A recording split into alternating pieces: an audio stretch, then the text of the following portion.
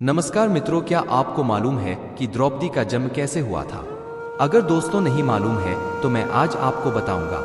बने रहे लास्ट तक वीडियो के साथ। चलते हैं वीडियो की ओर। पांडवों को एक चिकरा नगरी में रहते कुछ काल व्यतीत हो गया तो एक दिन उनके यहाँ भ्रमण करता हुआ एक ब्राह्मण आया। पांडवों ने उसका यथोचित सत्कार करके पूछा, देव, आपका आगमन कहाँ से हो रहा है?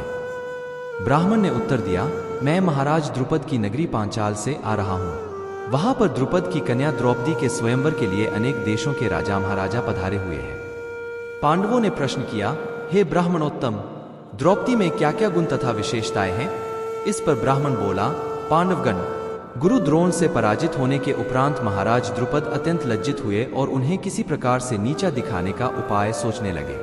इसी चिंता में एक बार वे घूमते हुए कल्याणी नगरी के ब्राह्मणों की बस्ती में जा पहुंचे। वहां उनकी भेंट याज तथा उपयाज नामक महान कर्मकांडी ब्राह्मण भाइयों से हुई। राजा द्रुपद ने उनकी सेवा करके उन्हें प्रसन्न कर लिया एवं उनसे द्रोणाचार्य के मारने का उपाय पूछा।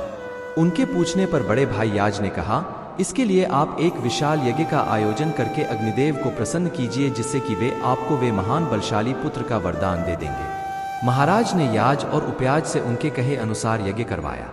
उनके यज्ञ से प्रसन्न होकर अग्निदेव ने उन्हें एक ऐसा पुत्र दिया जो संपूर्ण आयुध एवं कवच कुंडल से युक्त था।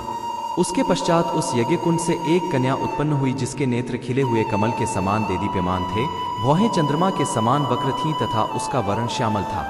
उसके उत्पन्न होते ही एक आकाशवाणी हुई कि इस बालिका का जन्म क्षत्रियों के सहार और कौरवों के विनाश के हेतु हुआ है। बालक का नाम धृष्टद्युम्न एवं बालिका का नाम कृष्णा रखा गया। द्रुपद ने धृष्टद्युम्न को शिक्षा के लिए द्रोणाचार्य के पास भेज दिया और द्रोणाचार्य अपनी समस्त शत्रुता को त्याग कर उस बालक को विद्या प्रदान करने लगे।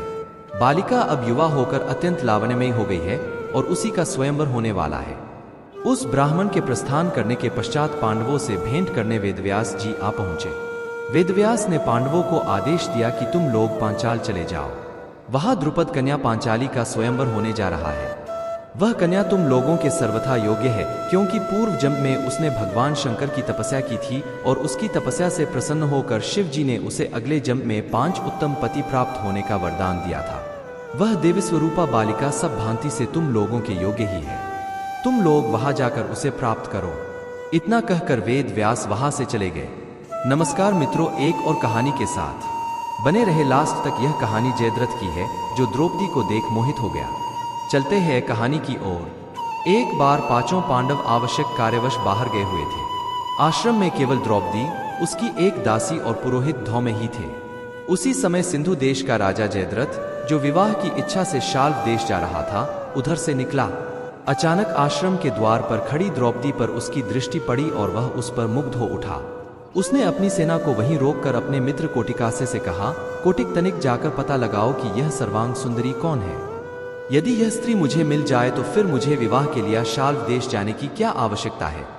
मित्र की बात सुनकर कोटिकासे द्रौपदी के पास पहुंचा और बोला, हे कल्याणी, आप कौन हैं? कहीं आप कोई अप्सरा या देवकन्या तो नहीं है?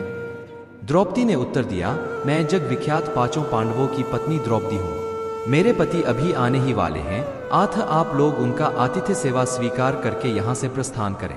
आप लोगों से प्रार्थना है कि उनके आने तक आप लोग कुटी के बाहर विश्राम करें। मैं आप लोगों के भोजन का प्रबंध करती हूँ। कोटिकासे ने जयद्रथ के पास जाकर द्रौपदी का परिचय दिया। परिचय जानने पर जयद्रथ ने द्रौपदी के पास जाकर कहा, हे द्रौपदी, तुम उन लोगों की पत्नी हो जो वन में मारे मारे फिरते हैं और तुम्हें किसी भी प्रकार का सुख वैभव प्रदान नहीं कर पाते। तुम पांडवों को त्याग कर मुझसे विवाह कर लो और संपूर्ण सिंधु तथा सौबीर देश का राज्य सुख भोगो। जयद्रथ के वचनों को सुनकर द्रौपदी ने उसे बहुत धिक्कारा, किंतु कामांध जयद्रथ पर उसके धिक्कार का कोई प्रभाव नहीं पड़ा और उसने द्रौपदी को शक्तिपूर्वक खींचकर अपने रथ में बैठा लिया। गुरु धौम्य द्रौपदी की रक्षा के लिए आए तो उसे जयद्रथ ने उसे वहीं भूमि पर पटक दिया और अपना रथ वहां से भगाने लगा। द्रौपदी रथ में विलाप कर रही थी और गुरु धौम्य पांडवों को पुकारते हुए रथ के पीछे पीछे दौड़ रहे थे। कुछ समय पश्चात जब पांडवगण वापस लौटे तो रोते कल्पते दासी ने उन्हें सारा वृतांत कह सुनाया। सब कुछ जानने पर पांडवों ने जयद्रथ का पीछा किया और शीघ्र ही उसकी सेना सहित उसे घेर लिया। दोनों पक्षों में घोर युद्ध होने लगा।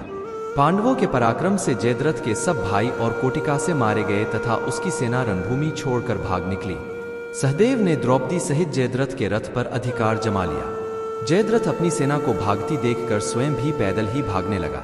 सहदेव को छोड़कर शेष पांडव भागते हुए जयद्रथ का पीछा करने लगे।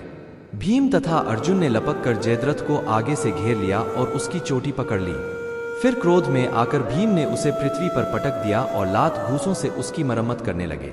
जब भीम की मार से जयद्रथ अधमरा हो गया तो अर्जुन ने कहा, भैया भीम, इसे प्राणहीन मत करो, इसे इसके कर्मों का दंड हमारे बड़े भाई युधिष्ठिर देंगे। अर्जुन के वचन सुनकर भीम ने जयद्रथ के कशों को अपने अर्धचंद्राकार बाणों से मूंदकर 5 चोटी रख दी और उसे बांधकर युधिष्ठिर के सामने प्रस्तुत कर दिया। धर्मराज ने जयद्रथ को धिक्कारते हुए कहा, रे दुष्ट जयद्रथ, हम चाहें तो अभी तेरा वध कर सकते हैं, किंतु बहन दुहशला के वैधव्य को ध्यान में रखकर हम ऐसा नहीं करेंगे। जा, तुझे मुक्त किया। यह सुनकर जयद्रथ कांतिहीन हो लज्जा से सिर झुकाए वहां से चला गया। वहां से वन में जाकर जयद्रथ ने भगवान शंकर की घोर तपस्या की। उसकी तपस्या से प्रसन्न होकर शंकर जी ने उसे वर मांगने के लिए कहा। इस पर जयद्रथ बोला, भगवान, मैं युद्ध में 5 पांडवों पर विजय प्राप्त करने का वर मांगता हूँ। इस पर भगवान शंकर ने अपनी असमर्थता प्रकट करते हुए जयद्रथ से कहा, हे जयद्रथ, पांडव अजेय हैं और ऐसा होना असंभव है। श्री कृष्ण नारायण के और अर्जुन नर के अवतार हैं। मैं अर्जुन को त्रिलोक विजय प्राप्त करने का वर एवं पाशुपातास्त्र पहले ही प्रदान कर चुका हूँ। हाँ, तुम अर्जुन की अनुपस्थिति में एक बार शेष पांडवों को अवश्य पीछे हटा सकते हो। इतना कहकर भगवान शंकर वहां से अंतर्ध्यान हो गए और मंदबुद्धि जयद्रथ भी अपने राज्य में वापस लौट आया।